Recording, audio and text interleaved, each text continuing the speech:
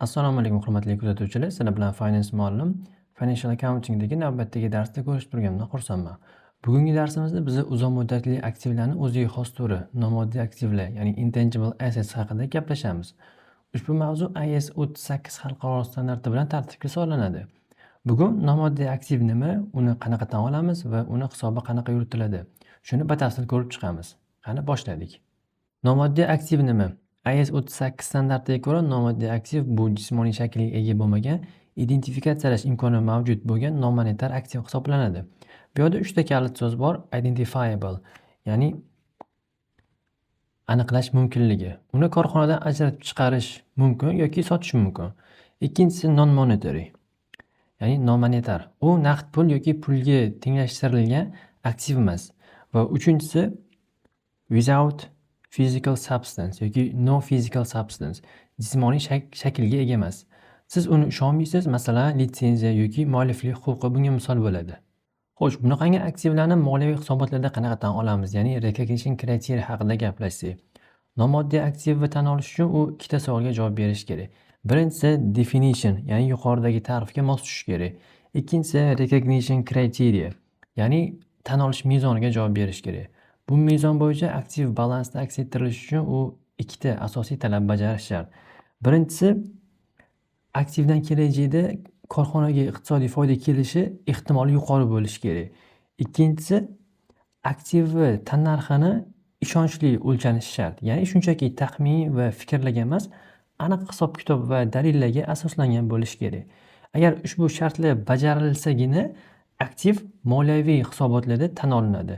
Mabodo bajarilmasa, sarflangan mablag' aktiv sifatida emas, balki xarajat sifatida foyda va zarar hisoboti P&L ga yoziladi. Moddiy va nomoddiy aktivlarning farqini ko'rib chiqsak, keling solishtirib ko'ramiz. Moddiy aktivlar, ya'ni tangible assets, bu bino, transport yoki uskunalar bo'lib, ularning qiymati eskirish xarajati, ya'ni depreciation orqali kamayadi.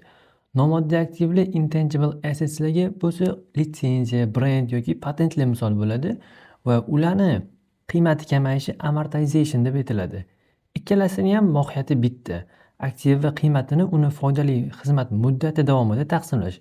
Shunchaki nomi har xil.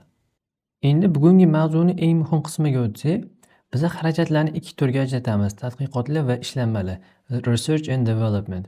Research yangi bilimlarni egallash uchun qilingan izlanish va tadqiqotlar hisoblanadi.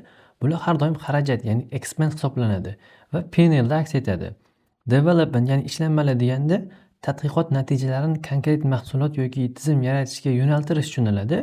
Agar u pilot yoki shunga o'xshash muvaffaqiyat mezonlari shartlariga javob bersa, kapitalizatsiya qilinadi. Ya'ni aktiv sifatida SFP, ya'ni balance sheetga tan olinadi. Yuqorida ta'kidlab o'tganimizdek, barcha tadqiqot, ya'ni research xarajatlari yuzaga kelgan davr o'zida foyda yoki zarar hisoboti, ya'ni statement of profit or loss da xarajat sifatida tan olinishi kerak. Bu ehtiyotkorlik, ya'ni prudence tamoyiliga mos keladi. Bundan tashqari, tadqiqot xarajatlari bevosita kelajakdagi iqtisodiy foydani kelishiga aniq kafolat bermaydi. Shu sababli ularga nisbatan matching prinsipi, ya'ni moslashtirish tamoyilini qo'llashning iloji yo'q. E'tiborli jihati, tadqiqot uchun sotib olingan uskunalar yoki boshqa asosiy vositalar bo'yicha xarajat bo'lsa, aktiv sifatida tan olinadi va IAS 16 talablariga muvofiq odatdagi tartibda eskirish xarajat, ya'ni depreciation hisoblanadi. Aktiv va tan olish mezonlari, ya'ni aniqroq aytganda pilot criteria haqida gaplashsak, loyihani aktiv sifatida kapitalizatsiya qilish, ya'ni balansga olish uchun quyidagi shartlar bajarilishi lozim. Birinchisi, profitable inflow of economic benefit from the asset, ya'ni iqtisodiy foyda olish ehtimoli. Aktivni sotish yoki undan ichki xarajatlarni tejash orqali kelajakda iqtisodiy foyda olish ehtimoli mavjudligi. Ikkinchisi, intention to complete the asset and to use it or sell it. Tugatish niyati, aktivni yakunlash va undan foydalanish yoki uni sotish niyati borligi.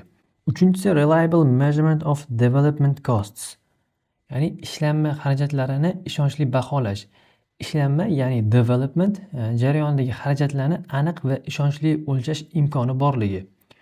Keyingisi, adequate financial and other resources to complete the project, ya'ni resurslarning yetarliligi.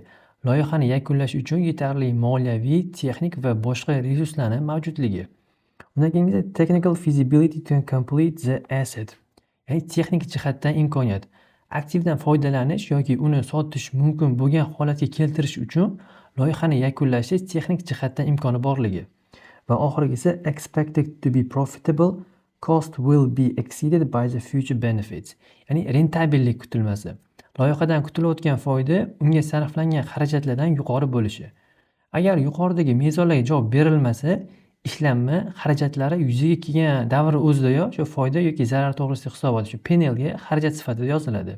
Yana bitta muhim qoida shundaki, agar tadqiqot shu research xarajatlari bir marta xarajat sifatida tan olingan bo'lsa, keyinchalik ularni qaytib aktiv sifatida tan olib bo'lmaydi. Ya'ni shu balansga qaytarish mumkin emas. Endi nomoddiy aktivlarning amortizatsiyasi haqida gaplashsak. Agar nomoddiy aktiv va foydali xizmat muddati aniq, ya'ni cheklangan bo'lsa, undan biznes maqsadida foydalanish boshlanishi bilan ishlanma xarajatlari amortizatsiya qilinishi shart. Misol uchun, biror bitta IT programmani development fazasi tugadi va bu IT servisdan bizneslar foydalanishni boshladi.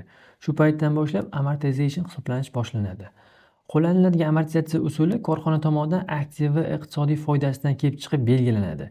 Agar buni ishonchli belgilash imkoni bo'lmasa, to'g'ri chiziqli usul, ya'ni straight line metoddan foydalanish kerak. Foydali xizmat muddati aniqlanmagan nomoddiy aktivlar amortizatsiya qilinmaydi. Bunaqangi aktivlar biznes uchun pul keltirish muddatini chegarasi yo'q deb hisoblanadi. Ya'ni ular qachon pul keltirmay qolishi noma'lum. Bunaqa aktivlar amortizatsiya o'rniga har yili qadrsizlanish bo'yicha tekshiruv, impairment review dan o'tkazilishi shart. Qisqacha qilib aytsak, asosiy g'oya shundan iboratki, agar aktiv va umri aniq bo'lsa, xarajatni o'sha yillarga bo'lib chiqamiz. Agar aktiv muddati aniq bo'lmasa, uni har yili qiymatini yo'qotgan yoki yo'qotmaganligini tekshirib turamiz. Va nihoyat nomoddiy aktivlarni hisobga olish. Dastlabki tan olish va baholash.